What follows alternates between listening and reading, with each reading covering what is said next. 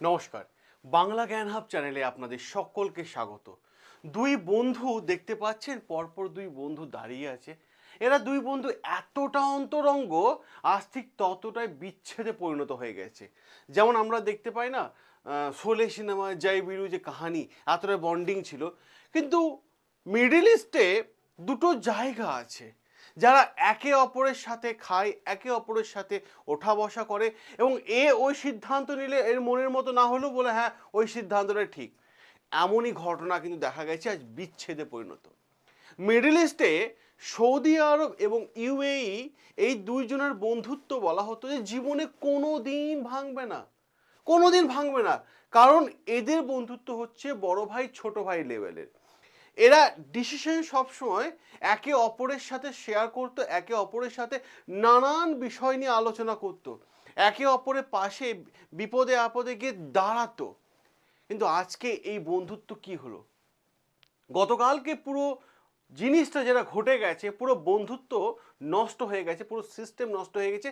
এবং এই দেখে গোটা বিশ্ব এখন অবাক হয়ে গেল যে যুদ্ধে পরিণত হয়ে গেল এবং আক্রমণ পর্যন্ত চলে গেল, আক্রমণ করে দিল। হঠাৎ করে সৌদি আরব এবং ইউএইর মধ্যে কেন এত লড়াই শুরু হয়ে গেল? সবার প্রথমে আমি আর্টিকেলটার সাথে আপনাদের পরিচয় করাবো। আর্টিকেলটা দেখুন, সবার প্রথমে কি বলছে। রেড লাইন, এই ওয়ার্ডটা দেখবেন, এই ওয়ার্ডটা আমি আলোচনা করব আপনাদের সাথে। রেড লাইন কেন বলা হচ্ছে, সাথে why Saudi Arabia attack Yemen, ঠিক আছে, gave stark warning to UAE. কি হয়েছে ঘটনাটা? সৌদি আরব ইয়েমেনের ওপর আক্রমণ করে দিয়েছে। আক্রমণ মানে কি ছোটোখাটো আক্রমণ, পুরো বম্বিং দিয়ে পুরো এলাকা উড়িয়ে দিল। কেন উড়িয়ে দেওয়া হলো, কেন হঠাৎ মনে এদের মধ্যে বন্ধুত্ব চলে আসলো? অ্যাকচুয়ালি ঘটনাটা ঘটেছে কি, গতকাল যদি আমরা দেখি, সৌদি আরব একটা এয়ার স্ট্রাইক করেছে। কার ওপর? ইয়েমেনের ওপর এয়ার স্ট্রাইক করেছে। ইয়েমেন, আমি সবার প্রথমে ম্যাপটা দেখাই। দেখুন, এই হচ্ছে সৌদি আরবের এলাকা, ঠিক আছে। হচ্ছে এটা সৌদি আরব, যদি দেখি আমরা, এটা হচ্ছে ইয়েমেন, ঠিক আছে। এই দুটো দেশ একে অপরের সাথে যুদ্ধে নেমে গেছে, লড়াইয়ের মধ্যে নেমে গেছে। কেন ঘটনাটা ঘটেছে, তার পেছনে বড় কারণ কি আছে, প্রত্যেকটা বিষয় আমি আপনাদের দেখাচ্ছি। ইয়েমেনে একটা পোর্ট আছে, জলজাহাজে যে পোর্টগুলো হয়, সেই পোর্টের নাম হচ্ছে মোকাল্লা পোর্ট। এই মোকাল্লা পোর্টে আক্রমণ করলো কে?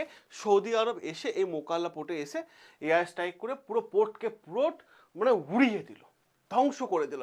যেটা ইয়েমেন গভর্নমেন্ট জানতেও পারলো না, এবং ইউএই সেও কিন্তু জানতে পারেনি যে অ্যাকচুয়ালি ঘটনাটা কি ঘটেছে, কেন হঠাৎ করে বন্ধুত্বের মাঝে মানে শত্রুতা পরিণত হয়ে গেল।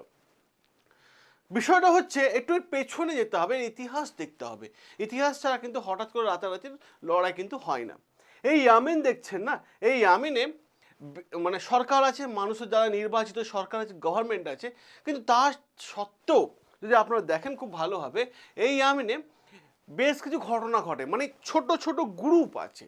এই গ্রুপগুলো ইয়ামেন সরকারকে ঠিকঠাক মতো সরকারি কাজকর্ম করতে দিচ্ছে না, বা অপারেট করতে দিচ্ছে না, বা সরকারের কাজে এরা বাধা আটকাচ্ছে। তাই ছোট ছোট বেশ কিছু গ্রুপ আছে। কারণ ইয়ামেন আজকে নিয়ে এই অশান্তিতে ভুগছে তা নয়, এই অশান্তি চলে আসছে একটা দীর্ঘ সময় ধরে। যেমন ধরুন, আপনারা হয়তো ভাববেন যে এখানে একটা গ্রুপের নাম সব সময় আসে, হটিস হটিস গ্রুপটা। এই হটিস গ্রুপটা ইসরায়েলের ওপরেও আক্রমণ করে, এই হটিস গ্রুপটা আবার সৌদি আরবকেও আক্রমণ করে, ইয়ামিনের মধ্যে থাকা এই হটিস গ্রুপ। কিন্তু এবার এই হটিস গ্রুপ না, এবার এখানে আরও বেশ কয়েকটা স্ট্রং গ্রুপ তৈরি হয়েছে, যারা আক্রমণ করছে সৌদি আরবকে, এবং সৌদি আরব রাতারাতি সেটা বুঝেই কিন্তু ইয়ামেনের ওপর আক্রমণ করে দিল। কি ঘটনা ঘটেছে?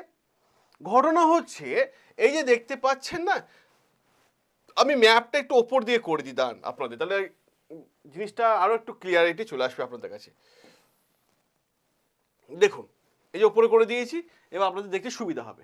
কি হয়েছে, এই ইউএই, ঠিক আছে, এই ইউএই দেখতে পাচ্ছেন, আর এ হচ্ছে সৌদি আরব। সৌদি আরব একটা চিন্তা ভাবনার মধ্যে থাকে, একটা টেনশনের মধ্যে থাকে, পরেশানির মধ্যে থাকে, যে ইয়ামিনে গভর্নমেন্টের সঙ্গে সৌদি আরব ভালো বন্ধুত্ব, ইয়ামিন কান্ট্রি মানে প্রেসিডেন্টের সাথে ভালো সম্পর্ক। কিন্তু প্রবলেমটা হচ্ছে ইয়ামিনের ছোট ছোট গ্রুপ আছে, সেগুলো নিয়ে সৌদি আরবে খুব টেনশনে থাকে। এবার প্রশ্ন হচ্ছে ইউএই কাউকে কিছু না জানিয়ে, কাউকে কোনো ইনফরমেশন না দিয়ে একটা জাহাজে করে প্রচুর পরিমাণে মিসাইল, অস্ত্র সব পাঠাচ্ছিল, এমনকি মিলিটারি পর্যন্ত ছিল। তা এই জাহাজে করে পাঠাচ্ছে কোথায়? সমুদ্র পথ হয়ে আসছে, আরবিয়ান সি হয়ে আসছে, এই জাহাজ করে আসছে। কোথায় ঢুকবে? ইউএইর মধ্যে, ইয়ামেনের মধ্যে ঢুকবে। এবার প্রশ্ন হচ্ছে এই যে জাহাজটা যখনই ঢুকছে ইয়ামেনের মধ্যে, তো যখনই খবরটা সৌদি আরবে কানে গেল, সৌদি আরব তখন রাতারাতি এই মুকাল্লা, এখানে এরা আসতো, এই যে পোর্ট, এখানে একটা এরকম জায়গা পোর্ট আছে মুকাল্লা পোর্ট, এই পোর্টে আসতো। যখন এই পোর্টে আসতো সৌদি আরব খবর পেয়ে গেল এবং হঠাৎ করে সৌদি আরব এয়ার স্ট্রাইক করে, বম্বিং করে এই পোর্ট উড়িয়ে দিল, পোর্ট উড়িয়ে দিল। আচ্ছা, এই যে জিনিসটা মানে মিসাইল, অস্ত্র এবং মিলিটারিগুলো আসছিল জাহাজে করে, সেটা কার কাছে আসছিল? আপনি ভাববেন যে ইয়ামিন গভর্নমেন্টের কাছে আসছে, কারণ ইয়ামিন হয়তো আক্রমণ করতে যাচ্ছে সৌদি আরবকে। না, এমনটা কিছু না। ওই যে শুরুতে আপনাকে বললাম না, ইয়ামেনের মধ্যে বেশ কিছু ছোট ছোট গ্রুপ আছে, কিন্তু আগে যেমন হটিস গ্রুপের নাম আমরা পেতাম, এখন কিন্তু হটিস গ্রুপের থেকেও একটা বড় স্ট্রং গ্রুপ তৈরি হয়ে গেছে। তার নাম হচ্ছে সাউদার্ন ট্রানজিশনাল কাউন্সিল, এসটিসি বলা হচ্ছে, এসটিসি, সাউদার্ন ট্রানজিশনাল কাউন্সিল। এই গ্রুপের কাছে অস্ত্র আসছিল। এবার যখন এই অস্ত্রটা আসছে, ঠিক আছে, ঠিক সেই সময় করে ইউএই কি করেছে, যে জাহাজটা করে অস্ত্রটা আসছিল সেই জাহাজের ট্র্যাকিং আইডি বন্ধ করে দিয়েছে, যাতে এই জাহাজটা কে কোন লোকেশনের ওপর দিয়ে যাচ্ছে, কোথায় যাচ্ছে, কেউ যেন ট্র্যাক করতে না পারে। এমনকি ইয়ামিনের গভর্নমেন্ট বলছে যে এরকম জাহাজে করে যে অস্ত্র আসছে সেটা নাকি ইয়ামিনের গভর্নমেন্টের কাছে তার কোনো পারমিশনও নেয়নি, এবং ইয়ামিন গভর্নমেন্টের কাছে কোনো খবর পর্যন্ত ছিল না যে এরকম জাহাজে করে অস্ত্র আসছে। যখন ইয়ামিন গভর্নমেন্টের কাছে খবর আসলো, তখন ইয়ামিন গভর্নমেন্ট অ্যাকশন নিতে যাওয়ার আগেই সৌদি আরবকে তারা ইনফর্ম করে দেয়, এবং যখনই ইনফর্ম করে সৌদি আরব এয়ার স্ট্রাইক করে দেয়। কারণ এই অস্ত্রগুলো কার কাছে আসছে? ইয়ামিনে ছোট যে গ্রুপ আছে এসটিসি, সেই এসটিসি গ্রুপের কাছে অস্ত্রগুলো আসছিল।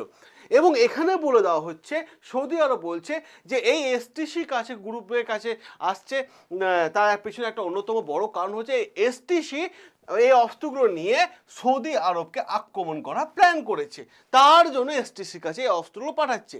তাহলে সৌদি আরবে এখন ক্লিয়ার বার্তা ইউএই কাছে যে ভাই তুমি তাহলে আমাকে আক্রমণ ডাইরেক্ট না করে ছোট ছোট গ্রুপগুলোকে অস্ত্র দিচ্ছ আক্রমণ করার জন্য, তাই তোমাকে আমি 24 ঘন্টা টাইম দিলাম।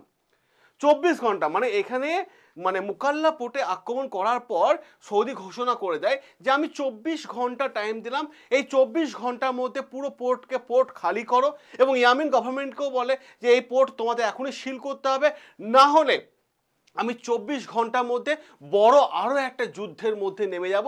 কারণ দুই বন্ধুর মধ্যে বন্ধুত্ব চলে গেল নষ্ট, এবং শত্রুতা চলে এলো সামনে, যেখানে পরিষ্কারভাবে লড়াই শুরু, যেখানে সৌদি ক্লিয়ার বার্তা। এবার প্রশ্ন হচ্ছে এই ইস্যুটা কেন এত সিরিয়াস হয়ে যাচ্ছে?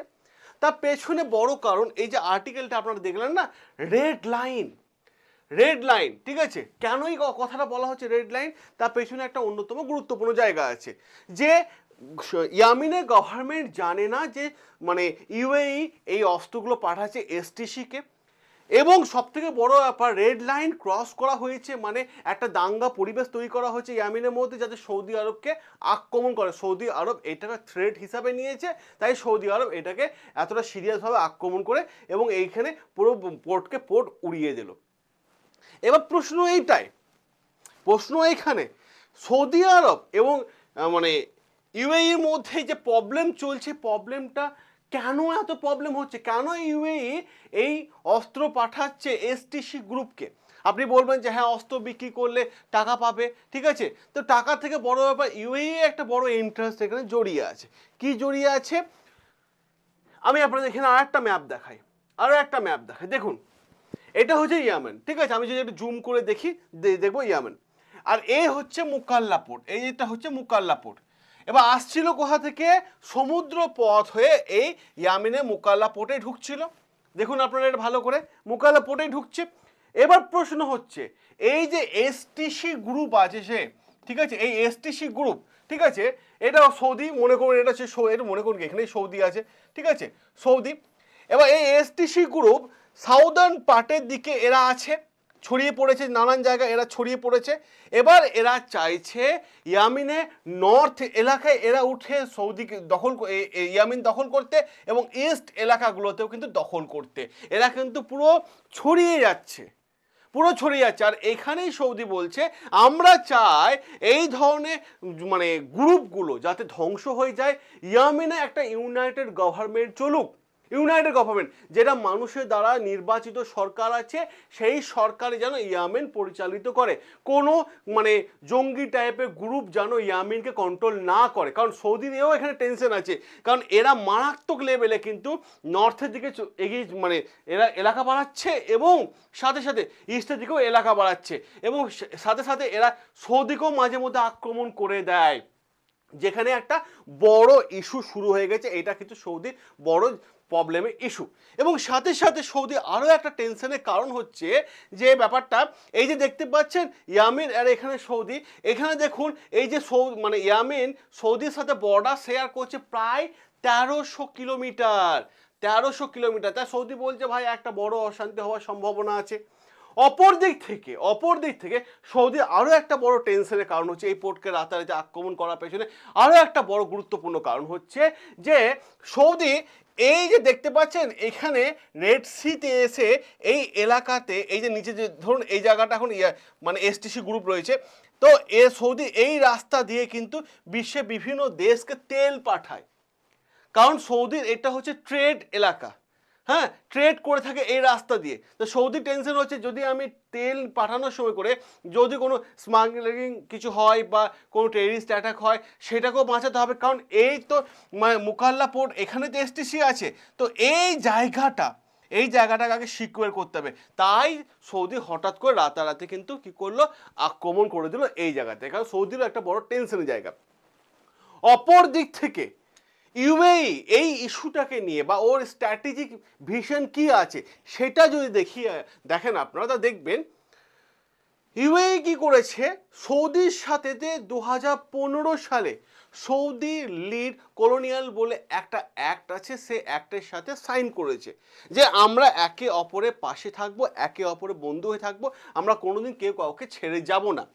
কিন্তু যখন সাইন করার ঠিক 6 বছর পর 2021 সালে সৌদি কি মানে ইউএই কি করলো, এই যে সৌদি লিড কলোনিয়াল এই একটা ডিলটা ত্যাগ করে এসটিসি গ্রুপের সাথে নতুন কিন্তু সিগনেচার করে নেয়। এসটিসি গ্রুপ মানে ইয়ামিনের মধ্যে থাকলেও, ইয়ামিনের মধ্যে গভর্নমেন্ট চললেও এইখানে কিন্তু নিজস্ব মিলিটারি আছে এবং এই এসটিসি গ্রুপকে প্রপার পলিটিক্যাল সাপোর্ট দেয় ইউএই। তার মানে বুঝতে পারছেন ঘরের যুদ্ধ কিন্তু আবার লেগে গেল। হ্যাঁ, সমস্ত কিছু সাপোর্ট দিচ্ছে ইউএই, কারণ এরা চাইছে যে আমরা এবার এই এলাকাগুলো ছড়াবো এবং এদিক থেকে গিয়ে আমরা সৌদি আরবকে অ্যাটাক করবো, এমন একটা বড় ইস্যু কিন্তু এই মুহূর্তে দেখা যাচ্ছে। আর সৌদি চাইছে যে ইউএইর মধ্যে সিঙ্গেল গভর্নমেন্ট থাক, কোনো গ্রুপ গভর্নমেন্ট যেন ক্রিয়েট না হয়, যার জন্য সৌদি কি করলো, মুকাল্লা পোর্টে আক্রমণ করলো এবং 24 ঘন্টা টাইম দিয়ে দিল কাকে, ইউএইকে, যে 24 ঘন্টার মধ্যে শুধরে যাও, নইলে 24 ঘন্টার মধ্যে আমরা তোমার ওপর আবার বড় একটা আক্রমণ করে দেবো। এই হচ্ছে পুরো আর্টিকেলটা যেটা আমি আপনাদের সামনে রাখলাম। আপনাদের নিজস্ব মতামত অতি অবশ্যই কমেন্ট বক্সে জানাবেন। আর যারা আপনারা এআই শিখতে চান, আর্টিফিশিয়াল ইন্টেলিজেন্স শিখতে চান, তারা অতি অবশ্যই এই হোয়াটসঅ্যাপ নাম্বারে হাই এআই লিখে পাঠান। সম্পূর্ণ বাংলা ভাষায় শিখবেন, সম্পূর্ণ বাড়ি থেকে বসে অনলাইনের মাধ্যমে ক্লাস করবেন। জাস্ট 2 মাস কাজ শিখে, আমাদের কাছে কাজ শিখে মাসে 1 থেকে 2 লক্ষ টাকা বাড়ি থেকে খেয়ে ইনকাম করবেন। যদি এআই শিখতে চান তাহলে এই হোয়াটসঅ্যাপ নাম্বার আপনার ভবিষ্যৎ বদলে দেবে। এই হোয়াটসঅ্যাপ নাম্বারে একটা যখনই হাই লিখে পাঠালেন within second group join link চলে যাবে, আমাদের টিমের তরফ থেকে গ্রুপ জয়েনের লিঙ্ক গিয়ে আপনি গ্রুপ জয়েন হয়ে যান। সেখানে আমি অডিওর মাধ্যমে প্রত্যেকটা বিষয় আপনাদের সামনে তুলে ধরবো। সকলে ভালো থাকবেন, সুস্থ থাকবেন, সাবস্ক্রাইব করে নেবেন বাংলা জ্ঞান হাব, যেখানে প্রত্যেকটা আর্টিকেল তুলে এনে আমি আপনাদের সামনে আলোচনা করে থাকি। দেখা হবে আপনাদের সাথে নতুন আরও একটা আর্টিকেল নিয়ে।